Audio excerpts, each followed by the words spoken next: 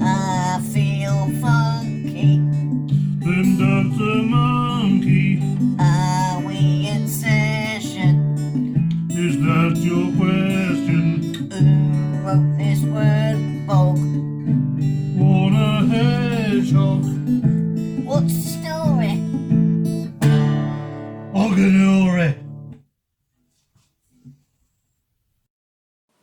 Hello, I'm Warner Hedgehog's very low-cost avatar, and welcome to Hoganory.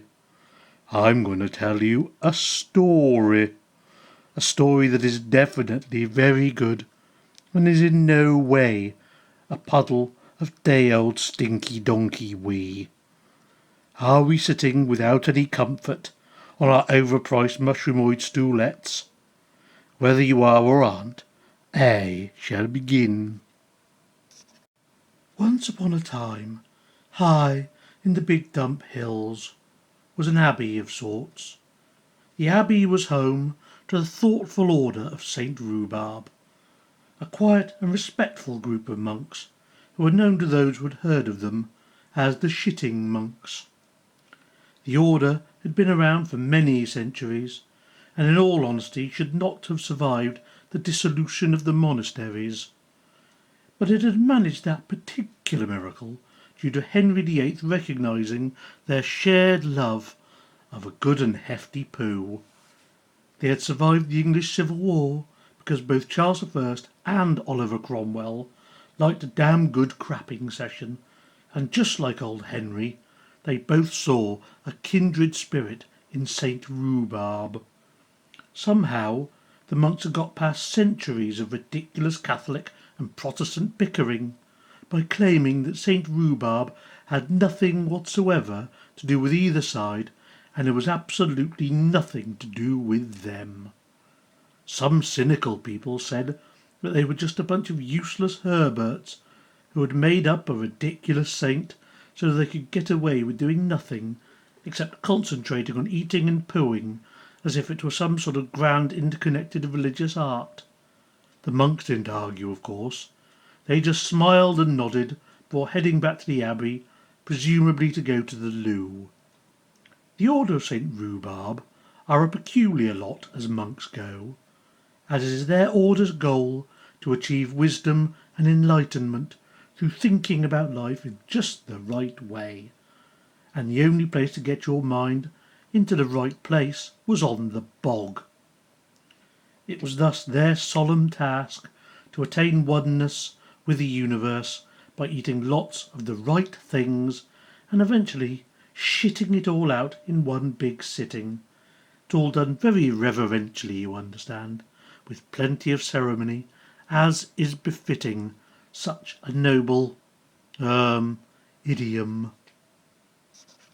In order to earn habit money to spend in the refectory and abbey gift shop, and to maintain a vague sense of grounded dignity, monks carried out chores and tasks on a simple rota basis, regularly helping out in the kitchen, mopping floors, feeding the fat ducks, shopping for food and narcotics, writing rude letters to celebrities, and mucking out the ceremonial cases.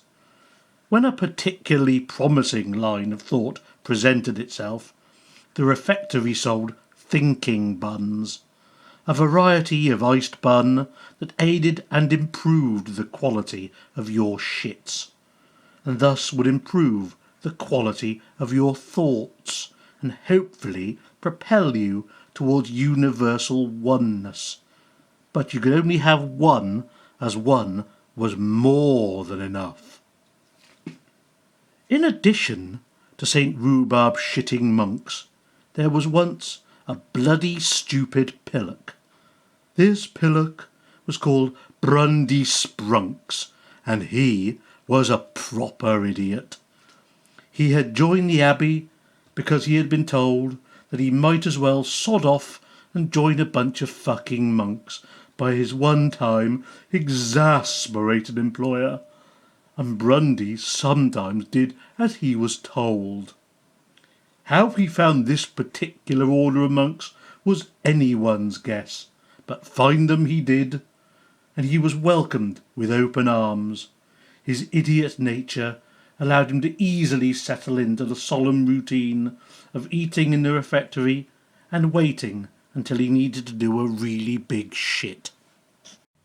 While doing his turn in the refectory kitchen one bright sunny Wednesday, Grundy thought he'd be very clever. He dialed up his sneakiness and made an extremely excessive number of thinking buns. He snaffled them away so that after his shift, in private, he could gobble the lot.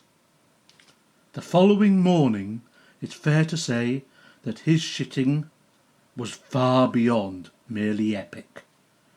He sat there on the porcelain like a prized turnip, with a huge silly grin, as he was sure that this was the smartest thing that a shitting monk could do. He felt an ominous rumble from his now bulbous belly, but he ignored it and settled in, trying to quiet his idiot mind and connect with the very bits of reality itself.